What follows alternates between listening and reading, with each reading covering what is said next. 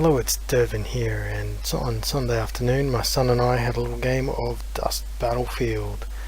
This is one of the variants of the Dust games that you can play. Normally I play Dust Warfare, but that's just only a little bit more complicated, and my son finds it easier to play Dust Battlefield, which is quite new. They've only just released, they haven't fully released the rules of it, and it should be out, I think, next month. But there's enough of the rules out there for us to play, and this is kind of how we've previously been playing. You sort of take the Dust Tactics rules, which is a board game, and you adjust the square movement into centimeters so you can move across a tabletop. So this is the table we set up. Got to have a lot of fun playing with the terrain as we're setting it all up. Got to see my hedgerows all laid out on the table. Well, not all of them, about half of them, and a lot of other terrain that I've been working on there, which I all need to talk about in upcoming videos. I'll talk about them. A lot of it's not finished. I've got the foreground houses up there. I'll finish doing the review on them soon. I only just finished them on the weekend. Now I wanted to do a battle report with this, but you can see the sun across the table. There was a lot of glare. It was a cold day in Brisbane, so we really enjoyed playing out on the back deck in the sun. But yeah, I'll do what I can with the photos I've got, just to give you an idea of how the game played. So I was playing the SSU. The guys I've got here are from the starter sets that they released at the beginning of the year. So the SSU are sort of the Russian faction. The first unit there is, I've got the Red Thunder, they're anti-tank infantry. The next one there is my hero Koshka, who's piloting her own personal KV-47 Walker, which has like a big sulfur thrower, which is like a flamethrower, and a howitzer.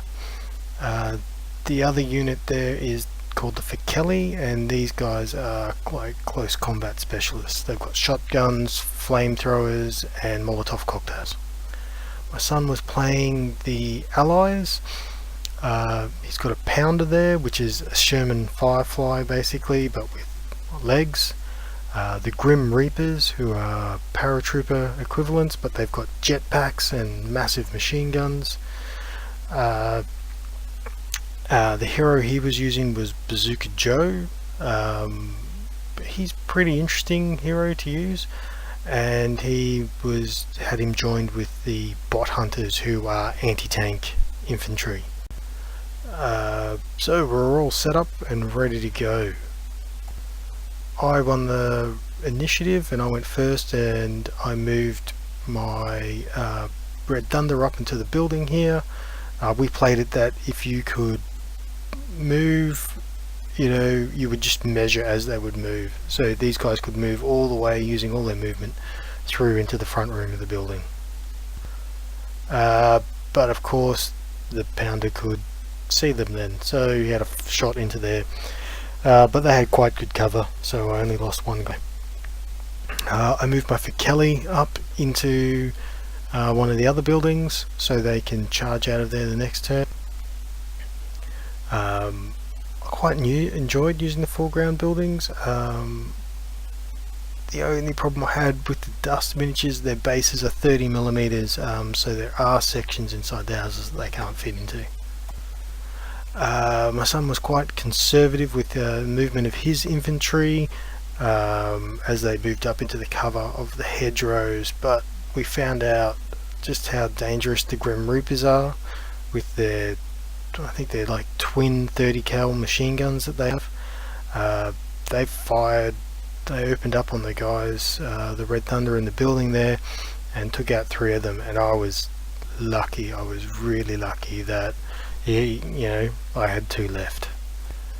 I moved Grenmar up around to peek around the building, so I could have a shot out at his infantry next turn. And the next turn I won the initiative, which was really good, so I could charge my Fekeli out. They've got a really short range, like they've got high movement but a very short range, so the Grim Reapers here are only just within range of the Fekeli. But you can do rolls to make reactions, and my son managed to be able to make a move reaction, and he just flew his Grim Reapers out of the way. But I was actually, through a mistake, but we made heaps of mistakes, so it doesn't really matter. I was actually able to wipe them out not long after using the Red Thunder out of the building.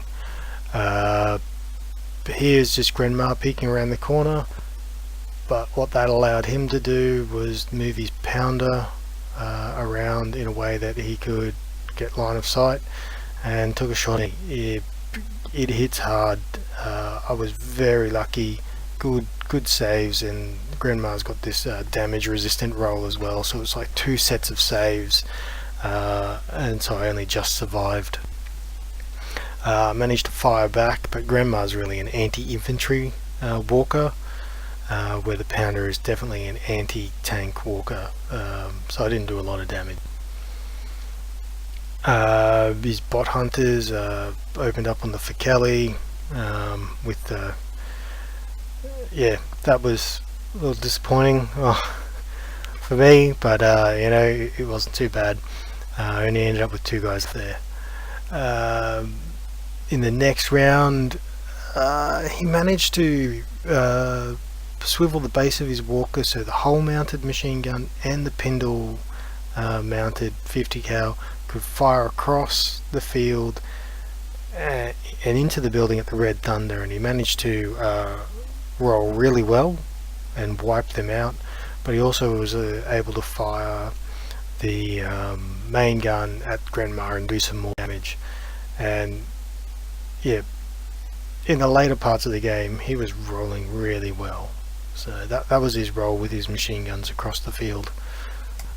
I moved my Fekeli in close and actually did quite well there. Managed to take out 3 of the bot hunters. I was quite impressed with that, considering I was only down to 2 guys.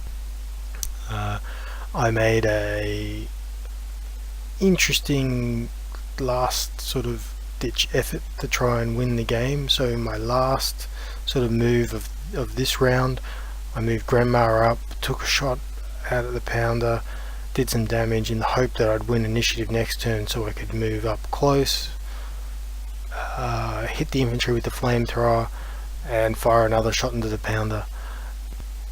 I managed to win initiative and execute my plan, except for when it came rolling the hits for the flamethrower. I rolled appallingly and only managed to do 1 hit on them. So in turn they basically turned around and fired their bazooka at me, and yeah, that was kind of the end of Grenmar and Koshka. Another mistake we made. Koshka should have ejected, but oh well.